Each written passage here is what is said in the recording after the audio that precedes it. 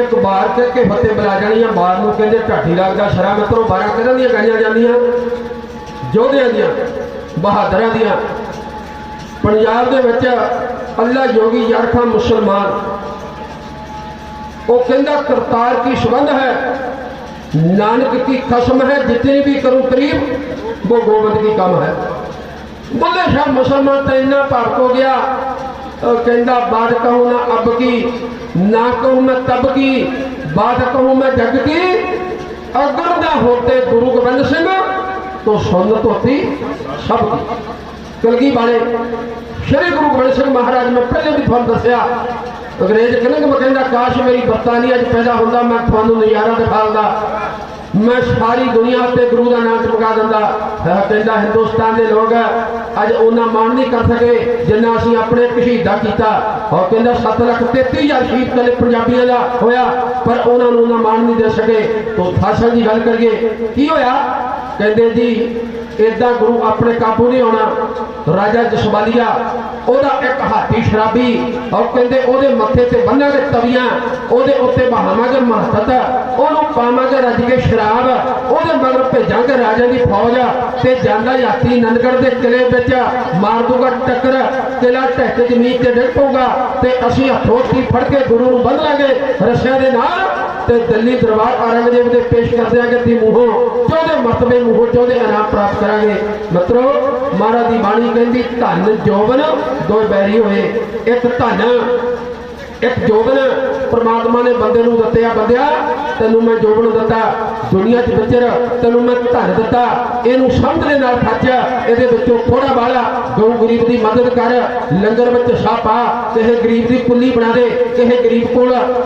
कपड़ा है नहीं उन्होंने कपड़ा ले तेनों मैं इस गल धन दिता ना कि तेन धन जोड़ने दिता। लो सत्संग की जिस वेले हुण एक जलूस ने आके बाजा वाले दसिया हर कहते पाछा हर कहते कलगी दशमेश ने लाया सी दरबार तख्त से बैठी सामने आप सच्ची सरकार आसे पासे संघिया चंद गर्ग के परिवार मथे ते कलगी सोहनी अणखा भरी नहार हर नैना डोलियां नस्तियां पींदे नरनार देख के शन नौकरी भुल जाते शाह सवार जद गल सुनी जजूस तो झट बोले ला अचार नहीं खालसा जी घबरावना की होया हाथी आएगा इनू ऐसी नशा शराब का चीख चिकारे पाएगा साडा हाथी दुनी चंद अपने जोर दिखाएगा लेके बादशाह चढ़ेगा इसनू खूब चलाएगा इहदा बादशाह तवियां चीर के मथे में पाड़े पाएगा इनू घोड़े करिया बेच के खौफ काल भी खाएगा ये पाएगा शहीदियां ते सचखंड सजा जाएगा। 52 किलो भार ते 7 फुट ते 3 इंच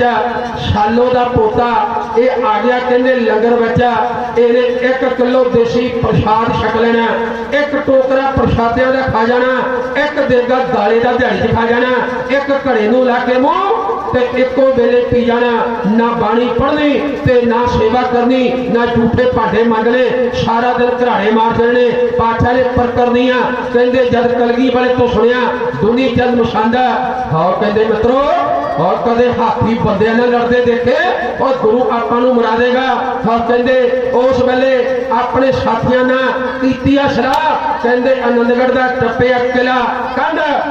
निक्कियां इट्टां नाल शाहिरी कहते भार बड़ा 2.5 क्विंटल झोटे जन्ना बंध लिया रस्से नाल जदों खिच लिया ते भराउण लगे ते हुदका लगा कहते डिगा सज्जी लत्त गोडे टुट गई बेमुख होए राम ते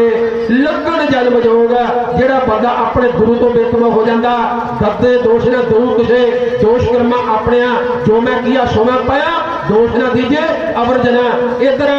सामने बैठा 1 सितंबर 1701 बुधवार का चढ़िया सूरज उधर हजारों फौजा पहुंच चलिया इधर कलगी वाले शहीद मनी शहीद पाई मनी सिंह है मित्रों याद करे करो सुते उठ के जकरिया खान ने फतवा लाया कहंदा इस सिखां दे मुंडियां नूं और सिੱਖੀ दी गल दसदा इहदे बंद कर दिओ जलाद मार लगा गड़ासा ओदा गड़ासा फड़ लिया कहंदा मौतों डर गया कहंदा नहीं आ कहंदा तेरे मालक दा हुक्म आ देख इहदे बंद कट आ किन्ने 3 उंगलां दे 4 उंगलां दे 12 2 बूठे दे 14 15वां आ तली दे गब्बे ते मेरे 16वां जोड़ गुड़ते करी कहंदे जलाद दे हथों गड़ासा डग पिया दूजा जलाद आया ओदी धर्मस पत्नी सीतो ओदा पुत्र भाई बजतर सिंह सियाने कहंदे मां पर धी पता पर घोड़ा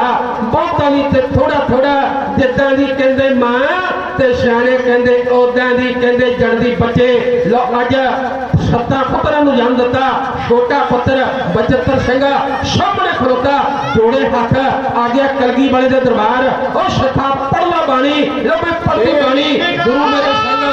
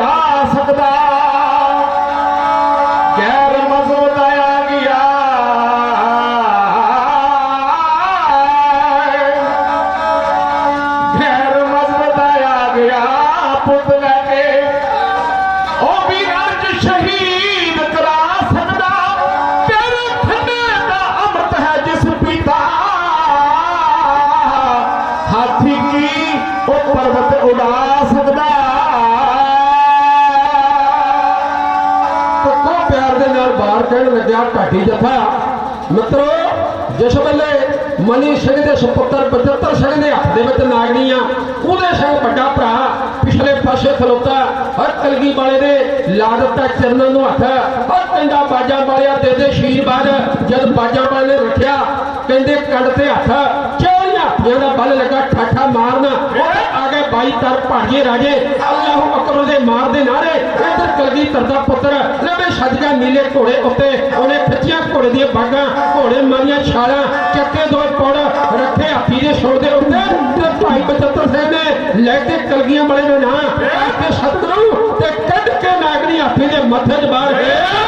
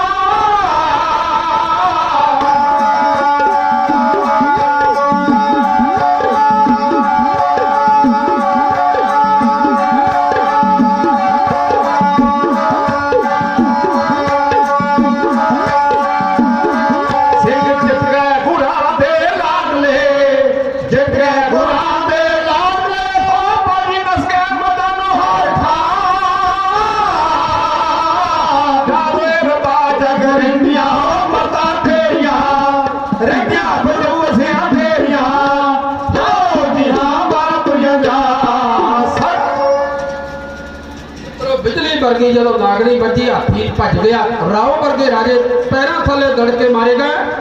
बड़े भरा उदय सिंह ने कड़ी तलवार से राजे केसरी चंद हाथी की टारी च बैठे का बढ़ के शहर लिया के कलगी वाले के चरणों से धर दिता मुंडा लवली देखो जो फिल्म बना रहा अज तो 10 साल पहलों की भी साड़ी फिल्म ये मोबाइल में जिन्ने ढाडी पंजाब दे ते सारियां दी फिल्मां दे कोई शौक है इन शौक कहते हैं अज भी फिल्म इन्हें तैयार कर ली ते बहुत ही चढ़ती कला महाराज ने चढ़ती कला बख्श सारिया संगतां दे तरवा दिया मानते नाम बहुत कोई अगले मानते वदास महाराज के जीवन से बचारा होंगियां लास्ट दबाने इन्नियां बेनतियां कर दे क्योंकि फरमाइश हुई सी बई कलगी वाले के जीवन में एक झाकी सुनाई जाए इतिहास साडा तो मुकण नहीं बहुत लंबा इतिहास है वाहिगुरू जी का खालसा।